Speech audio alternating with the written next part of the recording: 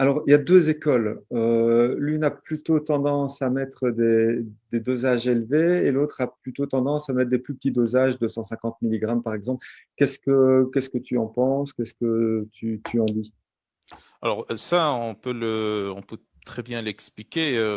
C'est en fait pourquoi il y a deux écoles en réalité, parce qu'il y a deux types de patients en fait. Ceux qui réagissent Mhm, assez facilement à la tyrosine et ceux qui devraient absorber des quantités plus importantes de tyrosine pour pouvoir observer, en tout cas empiriquement, des effets. C'est la même histoire que le café.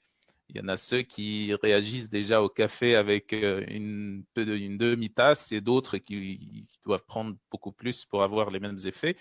Donc ici, c'est typiquement des enzymes en fait, surtout des enzymes de la voie des catécholamines, notamment la tyrosine hydroxylase. La tyrosine hydroxylase, c'est l'enzyme qui va hydroxyler la tyrosine pour avoir la L-dopa. mhm, Donc, il y a la tyrosine hydroxylase, mais il y a toutes les autres enzymes ensuite qui suivent, hein, qui viennent après, et qui pourraient ralentir les. Donc, s'il y en a, par exemple, s'il y a assez de tyrosine hydroxylase ou s'il y a une production accélérée de tyrosine hydroxylase, ben, à ce moment-là, on va avoir une réaction rapide et forte à la tyrosine, même avec des petits dosages. Si on a maintenant une enzyme qui est ralentie, dont la production est ralentie, et ça, c'est typiquement des problèmes génétiques du gène qui code mhm. pour ces enzymes-là. Donc, à ce moment-là, on va avoir, il faut donner plus de tyrosine pour avoir un effet, pour pouvoir stimuler un petit peu plus la production de l'enzyme en question, pour pouvoir avoir un peu plus d'effet.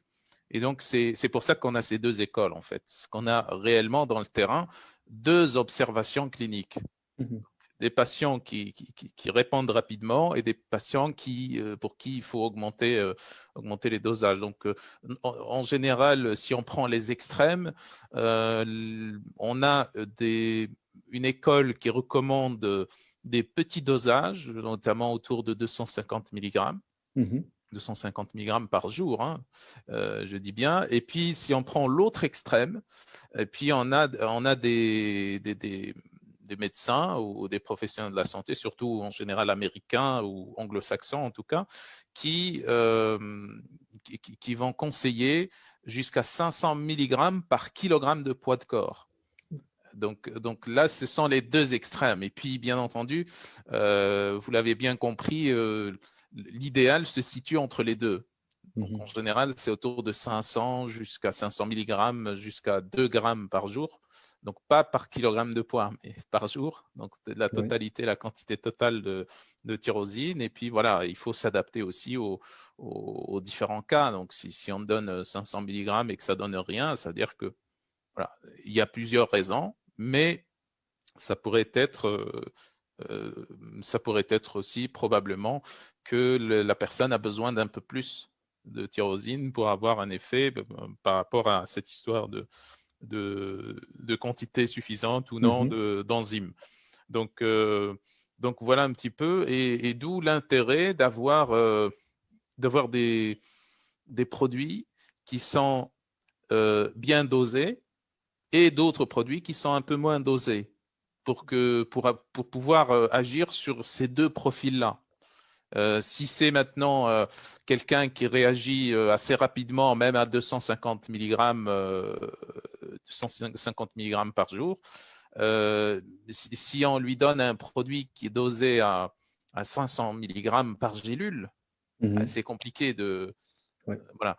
Si c'est maintenant le contraire, si c'est quelqu'un qui réagit à peut-être, je sais pas, à 1,5 g, 2 grammes par jour, si on lui donne un produit qui est dosé à 250 mg, il devrait avaler peut-être 6, 8 gélules par jour, ce qui est un petit peu compliqué aussi. Et voilà, donc, et ça coûte cher aussi, Ouais, donc c'est il ça. y a Ouais. aussi ce rapport qualité-prix aussi.